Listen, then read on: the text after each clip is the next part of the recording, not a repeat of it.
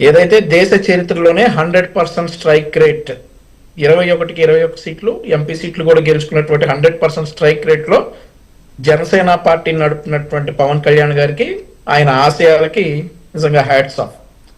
నిజాయితీ గల నాయకత్వం, ఆశయమే ఊపిరిగా నీతే మార్గంగా సాగారు పవన్ కళ్యాణ్ గారు. ఆ తర్వాత ఓట్ల వేట కంటే కూడా రేపటి తరం భవిష్యత్తు కోసం విలువల బాటలో సాగుతున్నారు పవన్ కళ్యాణ్ గారు, జనసేన పార్టీ కూడా.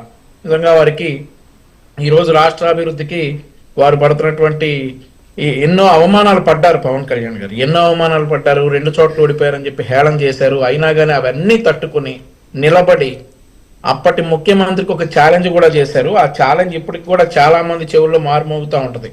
జగన్ నిన్ను అధపాతాళానికి తొక్కకపోతే నా పేరు పవన్ కళ్యాణే కాదు అని చెప్పి అదే స్థాయిలో ఇప్పుడు అధపాతాళానికంటే వారి పార్టీని ప్రతిపక్ష హోదా ఇస్తే ఈ ప్రతిపక్ష ఇప్పుడు 175 to 175 అని చెప్పిన వాళ్ళని ప్రతిపక్ష హోదా అడిగేలా చేసి ఈరోజు జనసేన పార్టీ అనేది ఒక రాజకీయ శక్తిగా, అలాగే ఆశయాల్ని సాధించుకునేటటువంటి పార్టీగా ఈరోజు అవినీతి రహిత పాలనే ధ్యేయంగా పారదర్శకమైన నవ సమాజం కోసం కృషి చేస్తా ఉన్నటువంటి జనసేన పార్టీ 13వ సంవత్సరంలోకి అడుగుపెట్టింది.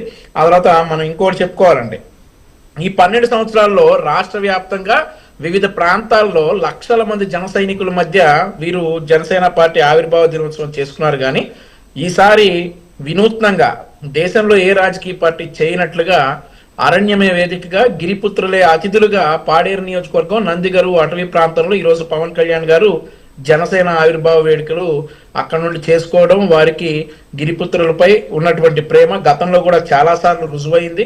ఏదైతే అడవి తల్లి బాట అని, గిరిపుత్రులతో మాటామంతి అని అనేక వినూత్న కార్యక్రమాలు పెట్టినటువంటి పవన్ కళ్యాణ్ గారు వాటినే ఆశయంగా చేసుకుని ఈ రోజు వారి 13వ అంటే ఏం ప్రూవ్ చేశారు అనుకోవచ్చు వంశీ గారు, జనంతోనే ప్రజలతోనే కూటమి ఉంది అని మరోసారి ప్రూవ్ చేశారు అనుకోవచ్చు. అవునండి, ఇప్పుడు ఏం ప్రూవ్ చేశారని అంటానంటే గతంలో మనకి ఈ డోలీ కష్టాలు కావచ్చు, రోడ్ల కష్టాలు కావచ్చు, గిరిజన ప్రాంతాలకు వెళ్ళాలంటే దాదాపుగా కిలోమీటర్ వెళ్ళడానికి గంటలు పట్టేటటువంటి పరిస్థితిలో ఉండి ఈ రోజు ఒక్కొక్కటిగా సాల్వ్ చేసుకుంటా వస్తా ఉన్నారు.